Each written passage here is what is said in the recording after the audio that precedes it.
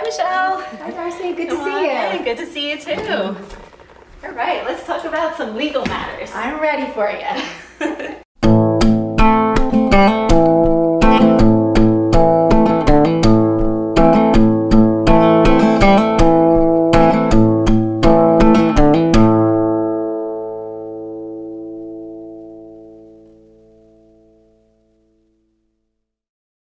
We're here today with Michelle Spencer-Martin, and she is going to give us an overview of why we use real estate attorneys in North Jersey as a custom and what they do to help through with their real estate transaction.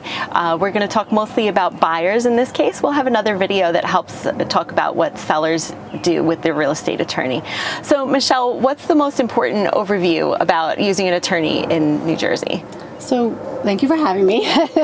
When either purchasing or selling real estate throughout the country, some states they use a real estate attorney to help facilitate the transaction. Other states they work with a title company to do the settlement.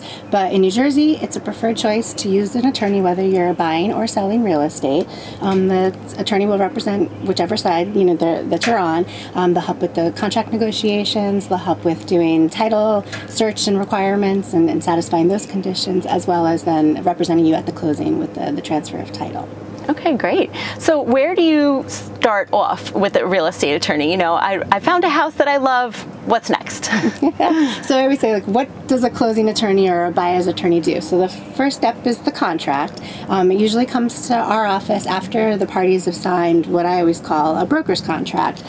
So the parties have agreed to basic terms, but then at that point we look at it and review that with the buyers and to discuss kind of some of the different conditions, time frames, requirements of the party, and to make sure that they're acceptable to the buyer and that they don't need to be changed. In my experience, typically the buyer's attorney will get that contract usually at the same time the seller's attorney gets it, but the buyer's attorney is the one that will send out the first letter. Correct. Start the initial letter. They're usually the one that has more of the changes to the contract. I kind of sometimes will call the buyer's attorney the fact checker, because they're going to kind of oversee the whole transaction. While they're not representing the sellers, they need to look at the whole entire, they need to facilitate the whole entire transaction. That's interesting. I was like, it's true. That's what you are when you're a buyer's attorney, right? Right. You're kind of, you're kind of keeping it all going. You can't control a lot of stuff because it is the seller side, but you facilitate it all. So.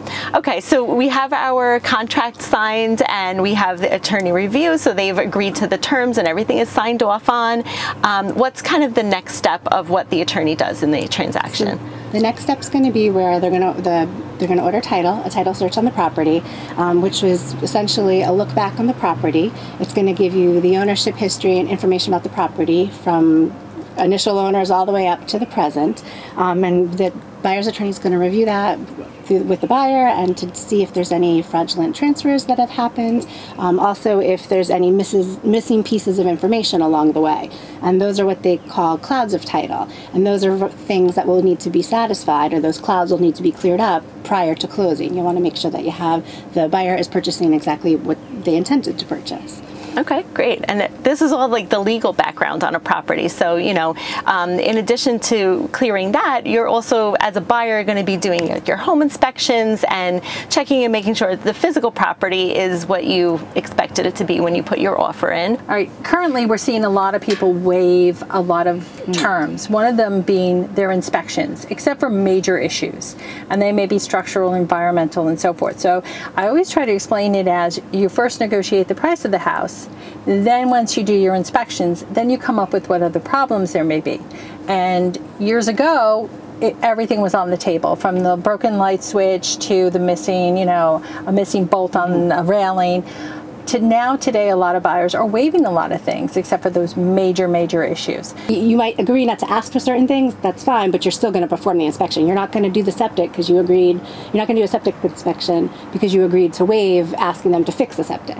Right, Yeah. right. I always say it's important. You want to acknowledge, you want to get the knowledge, and you want to get your honey-do list. I always say that too. Just because something's on your inspection report doesn't mean it has to be done by the seller, but it's a good jumping off point for your regular home maintenance on your house.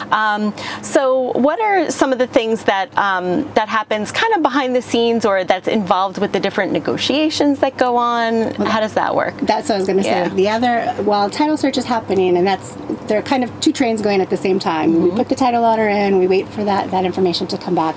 Simultaneously, the buyer's attorney is helping with going over the home inspection reports, working with the mortgage lender for financing and the various financing requirements that'll be there, working with the realtors and the seller's attorney for any other issues that might crop up during the process as we're moving towards closing. I think one of the things we always talk about too is like commemorating things, like for example, any agreements that are made between the buyer and seller, such as the seller says, I'm going to replace my septic. Well, you know, that we can't just trust the word necessarily.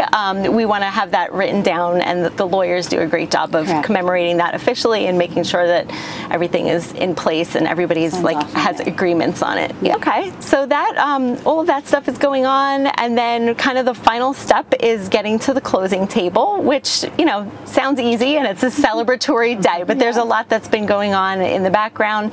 So what do buyers need to know about like their closing and how that all works? Once we get to that wonderful point in time, that's the closing day will be the actual transfer of title from buyer to seller. From a buyer's attorney perspective, we'll set the date and time for closing. We'll meet with the buyer, go over all of the loan documents that come in, answer any questions that they need. The settlement agent will also attend, and they're through the title company, and they help facilitate the financial piece of it. They receive all the monies from the lending institution, as well as whatever buyer has paid as deposit monies. So they'll go over the settlement statement to show the accounting of the money, of how all of the different disbursements are going to be paid out to all the parties. And ultimately, they'll make sure that the transfer of title documents get recorded with the clerk's office to commemorate the ownership. And then we get to celebrate. Then we all are like, woo! Yeah, we're done. Hopefully the buyers out there have gotten some great tips on what your attorney will do for you.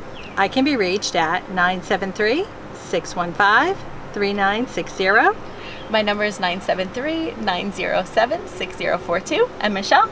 Yeah, you can reach me at Michelle Spencer, and it's mspencer@cqclaw.com or 973-808-1234.